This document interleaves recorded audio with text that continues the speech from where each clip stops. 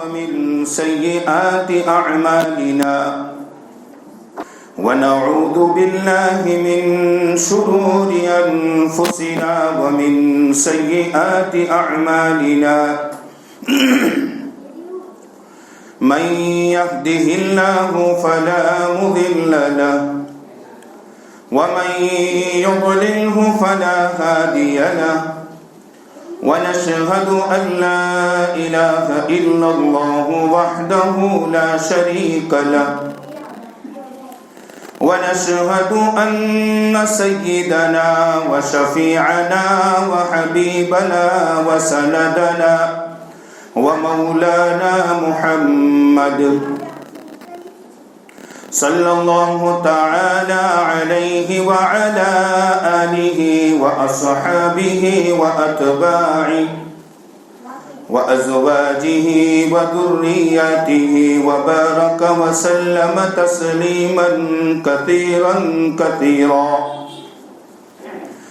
أما بعد فقد قال الله تبارك وتعالى أعوذ بالله من الشيطان الرجيم بسم الله الرحمن الرحيم كل نفس ذائقة الموت وإنما توفون أجوركم يوم القيامة وقال النبي صلى الله عليه وسلم أكثروا ذكر هذه اللذات أي الموت صدق الله العظيم.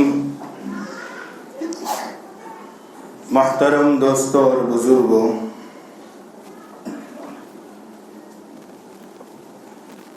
گزشتہ جمعہ کو میں عرض یہ کر رہا تھا کہ دنیا میں ایک ہی حقیقت ایسی ہے جس کا انکار کرنے والا کوئی نہیں، اور وہ حقیقت ہے موت. دنیا میں چاہے وہ کسی بھی مذہب کا ماننے والا ہو، اپنا معبود کسی کو بھی تسلیم کر رہا ہو، لیکن موت سے اس کو بھی انکار نہیں. دنیا میں جو آیا ہے اسے جانا ہے.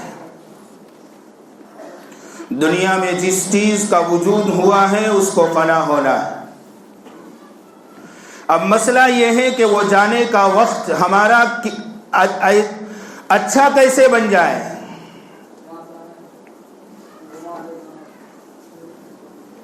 کیسے اچھا بن جائے وہ وقت ہمارا، موت کا لمحہ خوشی خوشی ہم کیسے چلے جائے.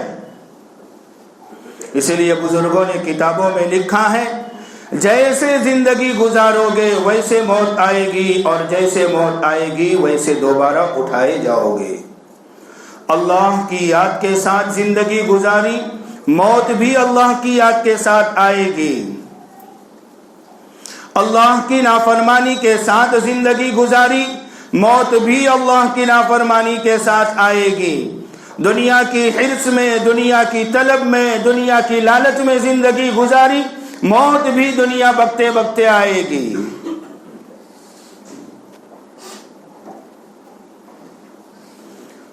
حضرت بلال رضی اللہ عنہ، کون ان کی شخصیت سے ناواقف ہے؟ اسلام لانے سے پہلے غلامی پر غلامی کی زندگی گزار رہے ہیں. کبھی کس کے ہاتھ بیچے جا رہے ہیں، کبھی کس کے ہاتھ فروخت ہو رہے ہیں، کبھی کس کے ساتھ ان کا سودا ہو رہا ہے. مشن ایک، مقصد ایک، مجھے آقا مدنی کریم صلی اللہ علیہ وسلم سے ملاقات کرنی ہے، چاہے میرے کتنے بار سودے ہو جائے. پوری زندگی آپ کے قدموں میں گزار دی، سفر میں، حضر میں، بیماری میں، تندرستی میں، جہاں کہیں بھی اللہ کے نبی ہیں وہاں حضرت بلال ہیں، غلام ہیں. اذان کے متعلق غور و فکر ہو رہی ہے، خواب دیکھ رہے ہیں اذان کے تعلق سے ایک فرشتہ آ کر سکھا رہا ہے حضرت عبداللہ بن زید بن عبد ربہ کو، آ کر مدنی کریم صلی اللہ علیہ وسلم کو اپنا خواب بیان کرتے ہیں کہ آقا میں نے فرشتے کو ایسے ایسے کلمات خواب میں یاد کراتے ہوئے اور مجھ سے دہراتے ہوئے سنا۔ آقا نے فرمایا عبداللہ بن زید تمہاری آواز بہت پست ہے، میرے بلال کو یہ کلمات سکھاؤ۔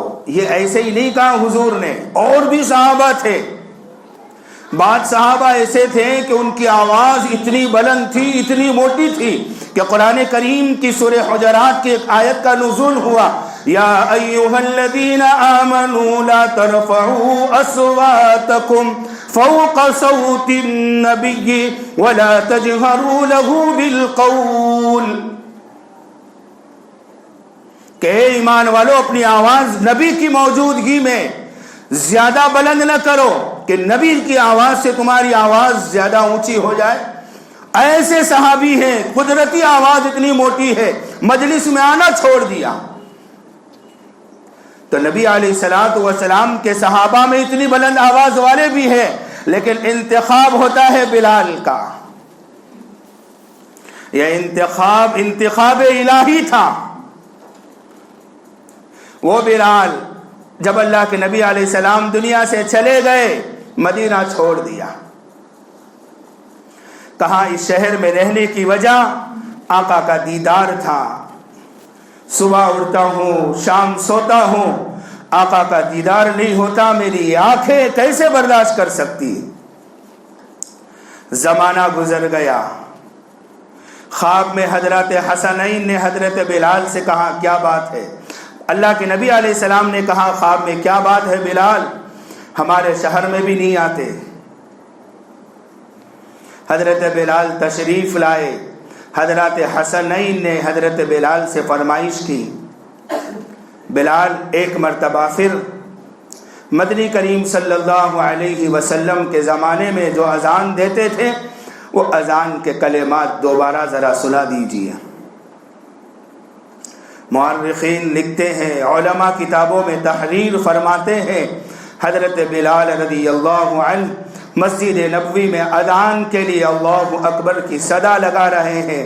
کیا بوڑھے، کیا جوان، کیا عورتیں، کیا بچے، کیا بیمار، کیا صحت مند، پورا کا پورا مدینہ سسکیاں لیتے ہوئے، آنکھوں میں آنسو لیے ہوئے گھروں سے باہر آ گیا۔ وہ بلال رضی اللہ عنہ، یہ مناقب اس لیے بیان کی، ایک واقعہ بیان کر رہا ہوں۔ وہ بلال رضی اللہ عنہ چونکہ تیاری کی ہے پوری زندگی، موت کا وقت آیا، نزا کی حالت ہے، پاس میں بیوی بیٹھی ہوئی ہے اور بیوی کہہ رہی ہے واہ حزنا واہ حزنا، ہائے افسوس ہائے غم، بلال تم چلے جاؤ گے میں کیا کروں گی، واہ حزنا۔ بلال رضی اللہ عنہ کہتے ہیں واہ حزنا کہنے کی ضرورت نہیں ہے، واہ تربا کے ہائے خوشی ہائے خوشی۔ ارے مرکز جانا ہے، بیوی چھٹ رہی ہے، بچے چھٹ رہے ہیں، مکان چھٹ رہا ہے، گاڑی چھٹ رہی ہے، دنیا کو الوداع کہنے کا وقت ہے، پھر خوشی کس بات کی بلال؟ تو بلال رضی اللہ عنہ نے فرمایا غداً نلقى الأحبة ومحمدا حزبا، خوشی اس بات کی ہے آج میری جان قبض کی جائے گی، آج میری روح نکالی جائے گی، آئندہ کل میں اپنے محبوبوں سے ملاقات کروں گا۔ نلقى الأحبة ومحمدا حزبا، کون ہے میرے محبوب، کون ہے میرے دوست؟ فرمایا محمد صلی اللہ علیہ وسلم اور آپ کے ساتھیوں سے، آپ کی جماعت سے، آپ کے گروہ سے، آپ کے صحابہ سے میری کل ملاقات ہونے والی ہے، خوشی کیوں نہ ہو؟ موت کا وقت ہے، خوشی محسوس کر رہے، کیوں کہ زندگی بھر تیاری کی ہے۔ عمر ابن عبدالعزیز رحمت اللہ علیہ، جن کو عمر ثانی کہا جاتا ہے، انصاف بڑا مشہور تھا۔ بھیڑیا اور بکری ایک گھاٹ سے پانی پیتے تھے، جب انتقال ہوا جنگل میں ایک بھیڑیے نے بکری پر حملہ کر دیا، چرواہے نے بے اختیار کہہ دیا شہر میں جا کر معلوم کر لو، عمر ابن عبدالعزیز دنیا سے رخصت ہو گئے۔ جب حقیقت معلوم کی تو بات درست تھی۔ انصاف اتنا مشہور تھا کہ کسی بھیڑیے کی ہمت نہیں تھی کہ بکری کو اکیلا دیکھ کر اس پر حملہ کرے۔ وہ عمر ابن عبدالعزیز رحمت اللہ علیہ اپنے کسی عزیز قریب رشتہ دار کے جنازے کو لے کر قبرستان پہنچے۔ قبرستان کے ایک کونے میں الگ تھلگ بیٹھ گئے۔ کسی نے پوچھا عمر ابن عبدالعزیز آپ تو اس میت کے، اس لاش کے، اس مردے کے والی تھے، اس کے وارث تھے، آپ کو تو چاہیے تھا کہ اس کی نماز جنازہ پڑھتے، آپ کو تو چاہیے تھا اس کی قبر کے پاس کھڑے ہوتے، اس کے لیے دعائے مغفرت کرتے۔ عمر ابن عبدالعزیز رحمت اللہ علیہ نے فرمایا بات تمہاری درست ہے، لیکن کونے سے ایک قبر نے مجھے صدا دی، مجھے ندا دی کہ آؤ عمر ابن عبدالعزیز میں تمہیں ایک کہانی سناتی ہوں۔ تو میں اس قبر کی ندا پر، اس قبر کی آواز پر، اس کی پکار پر اس قبر کے پاس گیا۔ اس قبر نے مجھ سے کہا او عمر ابن عبدالعزیز، او عمر ثانی، تم مجھ سے یہ نہیں پوچھتے کہ جب کوئی مردہ میرے پاس آتا ہے تو میں اس کے ساتھ کیا سلوک کرتی ہوں، میرا اس مردے کے ساتھ کیا برتاؤ ہوتا ہے، میرا اس کے ساتھ کیا معاملہ ہوتا ہے۔ عمر ابن عبدالعزیز نے فرمایا ذرا بتا دے تو اس مردے کے ساتھ کیا سلوک کرتی ہے۔ فرمایا اس قبر نے، عمر ابن عبدالعزیز او عمر ثانی، جب وہ مردہ میرے پاس آتا ہے سب سے پہلے میں اس کے کفن کو پھاڑ دیتی ہوں، اس کے جسم کے ٹکڑے ٹکڑے کر دیتی ہوں، اس کے سر کو اس کے بدن سے جدا کر دیتی ہوں، اس کے ہاتھوں کو اس کے جسم سے الگ کر دیتی ہوں، اس کی کوہنیوں کو اس کے بازو سے الگ کر دیتی ہوں، اس کی سرینوں کو اس کے جسم سے، اور رانوں کو سرین سے، اور گھٹنوں کو رانوں سے، اور پنڈلیوں کو گھٹنوں سے، حتیٰ کہ جسم کے ایک ایک عضو کو اس کے جسم سے، اس کے بدن سے علیحدہ کر دیتی ہوں۔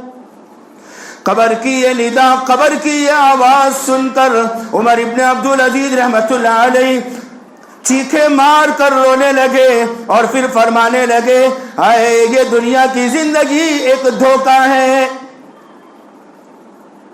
اس دنیا کے اندر جو اپنے آپ کو عزت دار سمجھتا ہے آخرت کی زندگی میں وہ ذلیل اور رسوا ہونے والا ہے۔ یہاں جو اپنے آپ کو مالدار سمجھتا ہے آخرت کی زندگی میں سب سے بڑا فقیر وہی ہے۔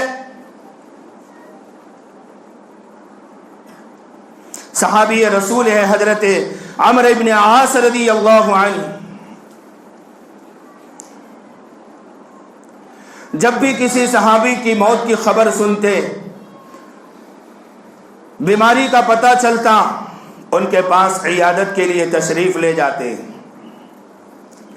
اور اگر کسی صحابی کو موت سے پہلے ہوش و حواس میں دیکھتے تو بہت افسوس سے فرماتے کیا ہو گیا میرے ان ساتھیوں کو کہ نزا کی تکلیف کو دنیا والوں کے سامنے بیان نہیں کرتے،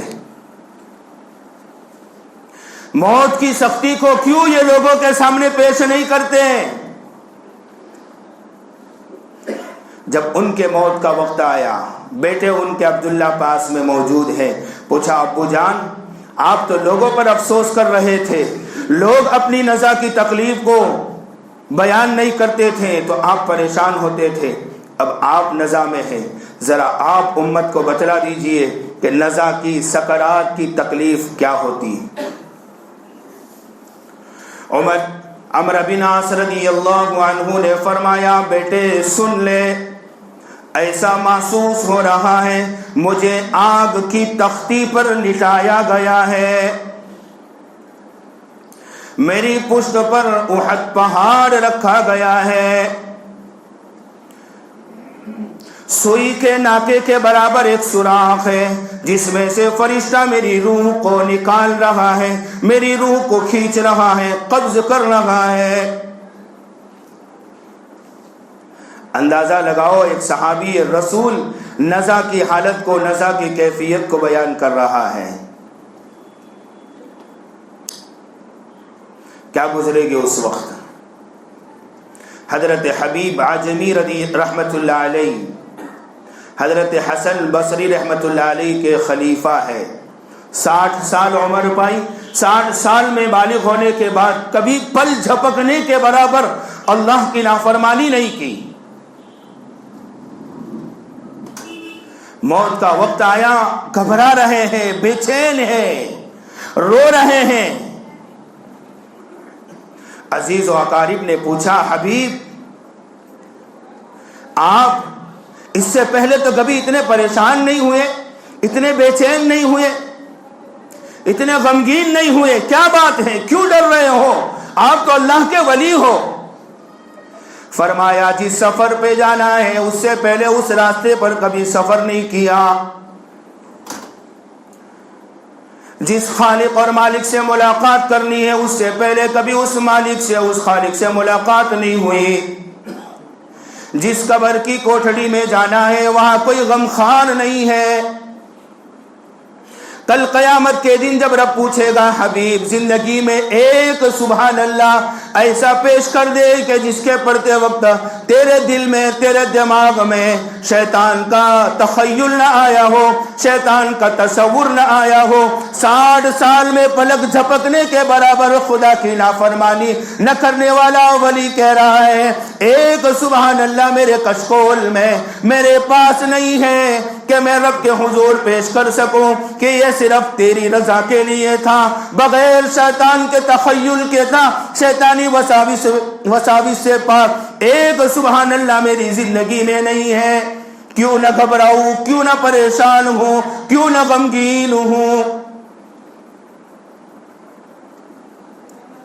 ذرا سوچو تو صحیح، وہ وقت، وہ گھڑی ہم سب کو آنی ہے، ہم سب کو موت کا مزہ چکھنا ہے، اور اس سکرات کی تکلیف سے گزرتے ہوئے قبر میں قیامت تک سونا ہے۔ قبر کی زندگی کیا ہے، اس کی حقیقت کیا ہے، انشاءاللہ کروں گا اس پر تفصیلی گفتگو۔ اس لیے بھائیو دوستو بزرگو، وقت ہو چکا ہے، اللہ نے یہ موقع دیا ہے، زندگی کا موقع، تندرستی کا موقع، جوانی کا موقع، اس کو غنیمت جانو اور اپنی زندگی کو اللہ کی مرضی کے مطابق جناب رسول اللہ صلی اللہ علیہ وسلم کی سنتوں اور آپ کے طریقوں کے مطابق گزار لو۔ کہیں ایسا نہ ہو، بس ایک بات کہہ کر ختم کرتا ہوں کہ کل قیامت کے دن جب نیکوں اور بدوں کا فیصلہ ہو جائے گا، کچھ لوگ حوض کوثر پر جانا چاہیں گے کہ ہم بھی دوسروں کی طرح پیارے حبیب علیہ الصلوۃ والسلام کے ہاتھوں سے جام کوثر پیے۔ وہ جام ایسا جام ہوگا کہ ایک گھونٹ اگر میسر ہو گیا کبھی پیاس نہیں لگے گی۔ اللہ ہم سب کو نصیب فرمائے۔ تو کچھ لوگ جانا چاہیں گے، فرشتے ان کو گھسیٹ کر لے جائیں گے، پیارے حبیب دیکھیں گے، وہ فرشتوں آنے دو۔ اللہ کے حبیب سے کہا جائے گا کہ ہم تو ان کو آنے دیتے، لیکن دنیا میں انہوں نے آپ کی سنتوں کے جنازے نکال دیے، آپ کی سنتوں پر چھرے چلوا دیے، اور انہیں ذرا احساس بھی نہیں ہوا، اشارہ سمجھ گئے ہوں گے۔ اس لیے کس کا موت کا وقت کب آئے گا کوئی پتہ نہیں، یہ تیاری کا موقع ہے، تیاری کر لو۔ اللہ تعالیٰ مجھے بھی آپ حضرات کو بھی موت سے پہلے موت کی تیاری کی توفیق عطا فرمائے، جن کی سنت